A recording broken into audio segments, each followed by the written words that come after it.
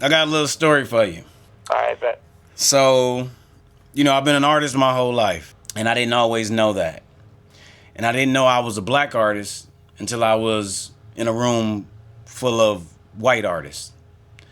And I didn't understand that the conversations that I have with them aren't always the conversations that I have with us.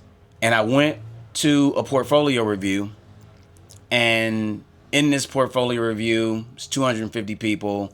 It's the largest portfolio review in the country. And out of the 250 people, I'm the only black person there to get a review. And the portfolio review style is, you go to portfolio, you get a list of all these different reviewers. They make up the world's, elite in terms of galleries, museums, people looking for photographers, photographs from fine art to commercial, not even really much commercial, fine art and photojournalism. So I sit down with some people, white folks, and I had good conversations. I had bad conversations, but the conversation that stood out to me the most was a conversation that I had with a Mexican curator, old Mexican guy. And we sit down, we look at the portfolio, we open up the book, and he says, "So tell me about your work." And I said, my response when he said, "Tell me about your work," was, "Oh, inner city, at risk, impoverished situations, to create platforms to uplift and all this stuff," I said, right? Right. You know what this guy said to me? What do you say? He said, "Don't tell me the shit you tell white people." I said, "Dang."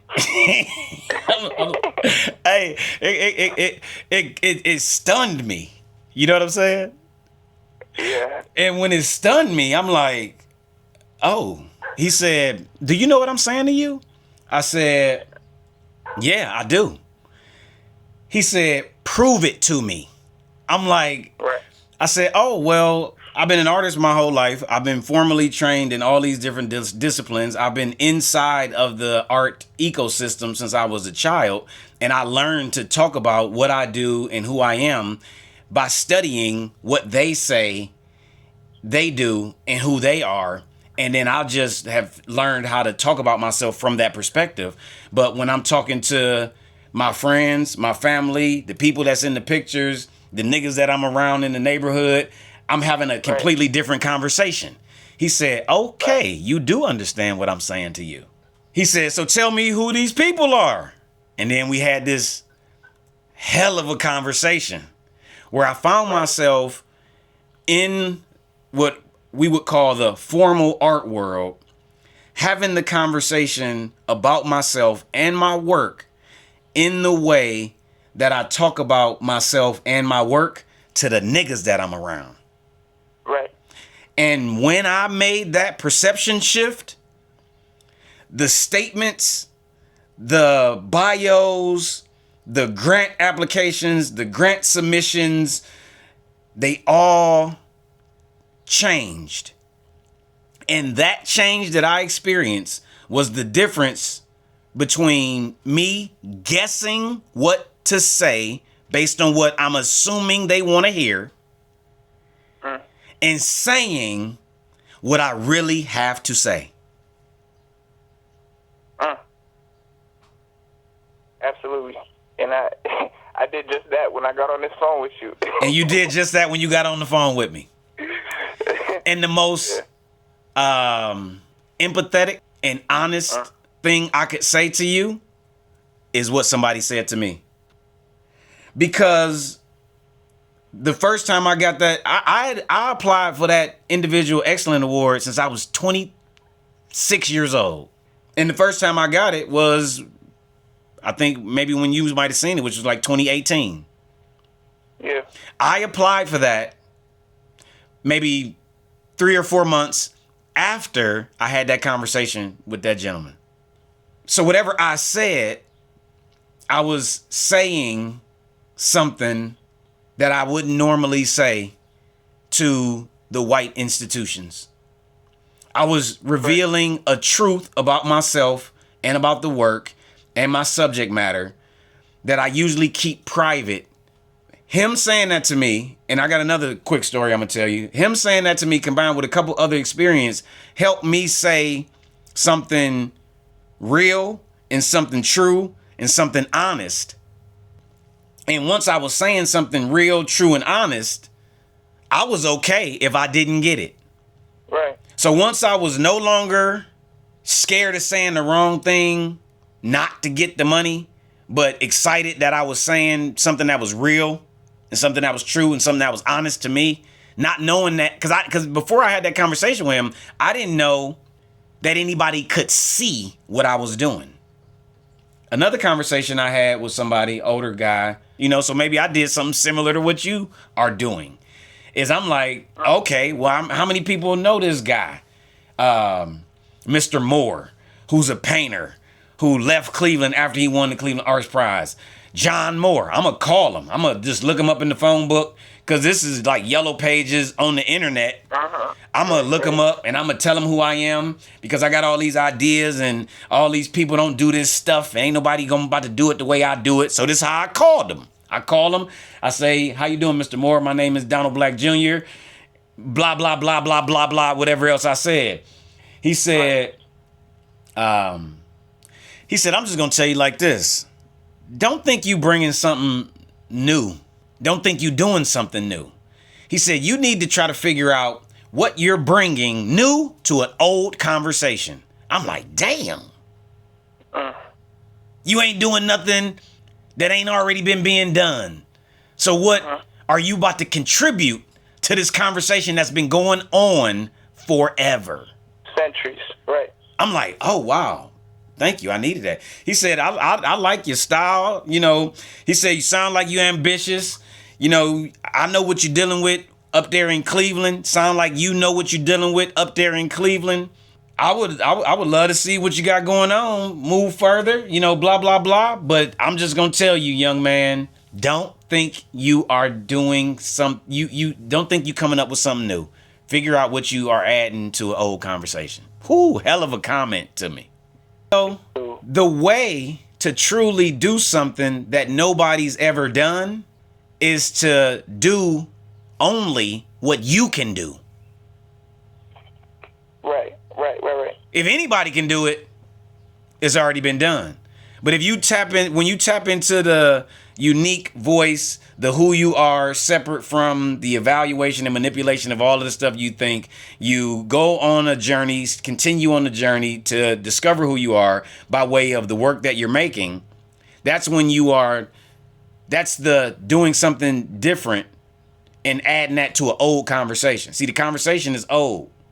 Your perspective can be a new perspective on the old conversation. Seeing it from your position.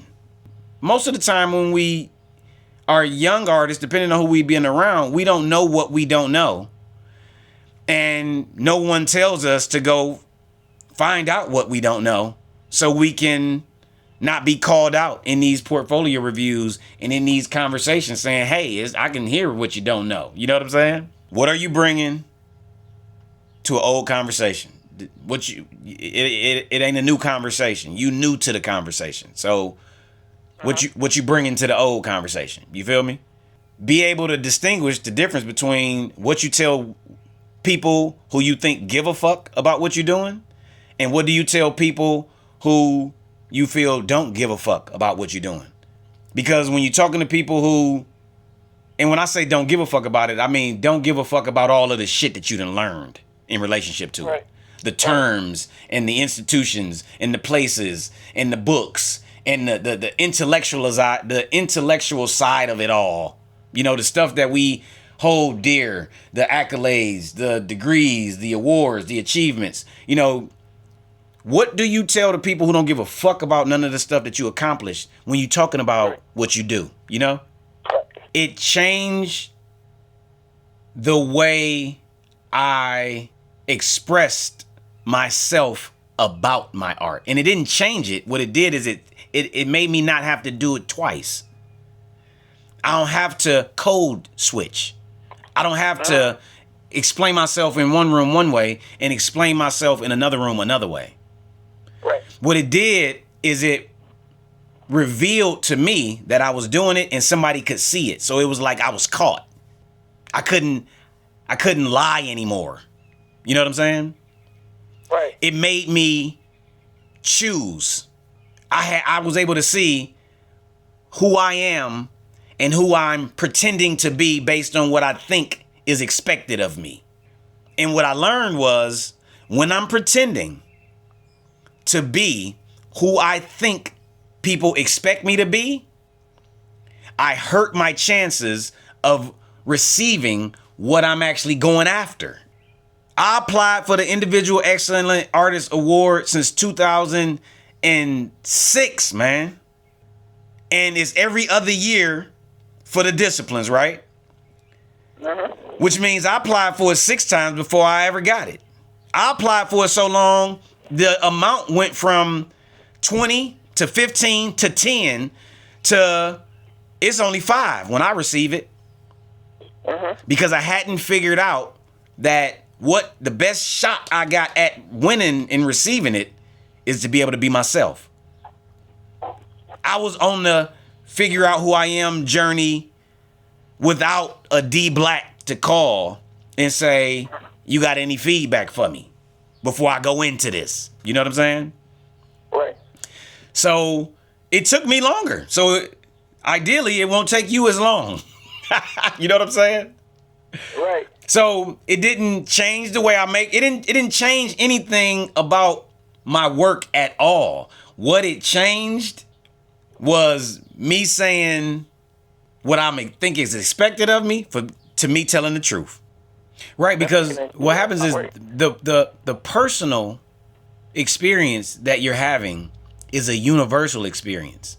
So you don't have to get caught up on your ability to be able to explain it to different cultures. If you tap into being able to share, express, and explain yourself, we want to hold on to that idea that me expressing myself honestly is going to inspire other people to express themselves honestly. And we hold on to that idea because it's isolating and lonely being one of few people openly and honestly expressing yourself. What happens is I'm here to tell you on the other side of true raw expression that it ain't inspired a whole bunch of people around me to do the same thing. What it's done is it's caused people that I don't need to be around to run from me, to get away from me. It comes with a cost, and the cost sometimes looks like punishment. If you on your mission, you on your journey, and you are true to discovering what it is, you start to realize, for me, I started to realize that never stopping what I'm doing is more important than anything else. Like that is the goal. That's the priority. Anything that happens in addition, that's amazing. When you reveal yourself as being someone who is open and honest, what you do is you make dishonest people uncomfortable. But when you're truly being honest and being yourself, what you have to say starts to look different than what everybody else is saying. And if you're applying for stuff that's looking for a true, unique voice, something real, something rare, real art, true imagination, true intuition, you good to go. If what you're applying for is looking for a group of artists or art educators or community developers or community advocates or urban planners to herd, then you will not be looked at in a positive light. Some people looking for the herd, some people looking for what's missing. So when I'm supposed to do what everybody else is doing is when, I'm not being chosen or picked or selected. I mean, to me, being picked, chosen, selected, submitting, all of that stuff comes with a negative connotation for me. I mean, I don't hear the word submit as only filling out my name, demographics, and my accolades and showing my work. I hear submit as submission. I feel like a true, honest, raw, real insider's perspective is what's missing. An insider perspective of the people who are experiencing oppression on a macro and on a micro level. I believe most of the information that's put in front of us, that's available to us, is from an outsider's perspective, manipulating and messing with the minds of oppressed people. If my work is filling a gap, is that. But I no longer am trying to fill a gap. I'm no longer trying to fill a void. I'm no longer trying to change any of this stuff. That was the trajectory. That was the path that I was kind of put on or put in front of me that I thought I was supposed to pursue. If there's any gaps or any voids I'm trying to fill, they are internal to me. Because to be able to tap into the internal place is the only real chance you have at truly making impact and changing anything with the work that you make. Is not to focus on what you want it to change. It's like if you want something to change yourself and see how what's around you is affected by it. This is what fulfilled me.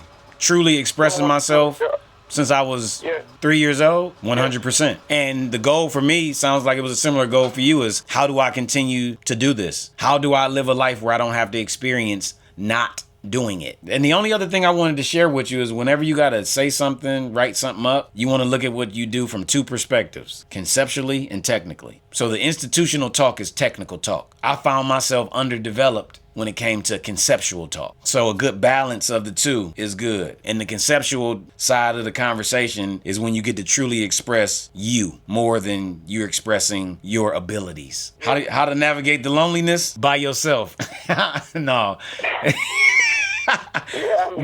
You navigate the loneliness with the work. The work fills the void of loneliness. Take the time and take the space that comes with isolation and use that space to express who you are, to discover who you are. That's how I've navigated it. As much as I'm looking up and didn't necessarily envision no one being around me, I have all the time and all the space to continue to discover and pursue what I'm experiencing is my purpose, which is to contribute my perspective to some old conversations, whether they make it to be a part of the conversations or not. Yeah, just like everybody else, most people choose not to. Just because people ain't talking about it don't mean it ain't a choice, Yeah, we withhold and hide and conceal and pretend to be unaware. You want to be able to walk all the way around it. See what that whole thing is. Sometimes it's easy for us to get caught looking at it in the best light. But go on and walk around the other side of it.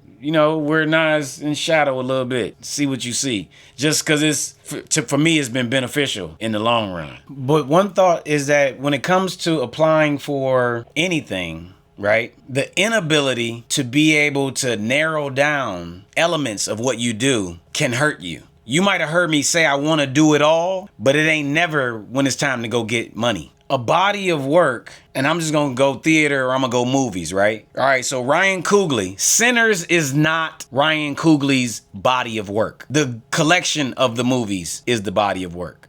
Catalog becomes a body of work. Your ability to be able to see what you've created from the perspective of the people who's reviewing what you are putting in front of them has merit to it. It has power to it. Your ability to be able to do that. I speak photography language when I'm talking to a gallery, but the same photograph is a mural when I'm talking to a foundation. One piece of art can turn into a life. It doesn't change the merit of why it was created in the first place, because it wasn't created based on how it would be engaged with. I didn't take the photograph for it to be a print on the wall in the gallery. I didn't take the photograph for it to be in a book to be seen with pages. I didn't take the photograph so the photograph could be a mural. I took the photograph to help myself discover myself. So the expression of it for me doesn't change once I figure out where it could be received. It was limiting for me. I got a portfolio. I got these images. I'm learning to be myself and talk this shit. And the galleries ain't calling me like, hey, come put this work in here because the white people in here want to buy these pictures of these niggas. I'm sitting there like, well, man, I could be mad about the fact that, these folks, they love my work. They just want me to take pictures for them when they see it. So I can keep hustling off of the money that I get paid from them to continue to invest in developing my work. And I can figure out where to go to show the work to the people who want to see it. That's how them pictures got up on the building. It no longer made sense. I learned that I didn't have a burning desire to be seen on the wall and people to praise me. I'm looking at the fact that even when I'm in some of these bigger shows, I'm in a museum, I'm in a gallery, the people that's in the neighborhood ain't in there. So it made me look at my presentation separate from the expression. The expression happened, period. And some people have their own opinions on the scale and the impact of when they experience the work. Everybody agrees that when they experience it online, when they experience it on a computer, when they experience it on a phone, is not the same as seeing it in real life. And seeing it in real life doesn't matter whether it's a 17 by 22 print on the wall or 40 feet on the wall. The real experience, the physical experience, seems to be consistently the strongest way to experience it. When I was assembling my portfolios early on in my career, you know, let's say in my mid 20s, late 20s, early 30s, what I was doing was I was looking at my abilities, right? And I was looking at how I can photograph this subject well, and I was pulling the strongest images from all of what I now see as multiple bodies of work. I was pulling the strongest image. Like I was putting together portfolios that represented the strongest thing I could do, the best thing that I could create. And I was making that my portfolio. Once I started to come away from building a portfolio of the strongest representation of my abilities and took one strong image and said, well, where are the other images that actually complement what's going on in this story that I'm trying to tell? I start getting, I'm gonna say, better results. I start winning the competitions because I'm taking my ability to be able to see this in 10 different ways and I'm putting it in being able to just look at it from this perspective. So that one perspective was something that arguably was something that somebody could receive without me having to explain it to them. It's all about how you frame your piece of work. And being an artist, when you're making real art and it's timeless, you can keep reframing it until you say, until you get the feeling of, this is how this is supposed to be done. And that goes back to what you were saying earlier about adding a new perspective on an old conversation. Yes. The work that already exists. Yes. But when you are re-understanding yourself and then being open to changing how not only you perceive your work, but how others perceive your work, then that opens new opportunity for what honestly seems like an entirely new piece of work, but really is based on the same thing you created 10 years earlier. Yeah. Which is beautiful. Because it's just a hell of an experiment. It might not work. You might not like it, but you will know. This is how you are able to tap into your backstory.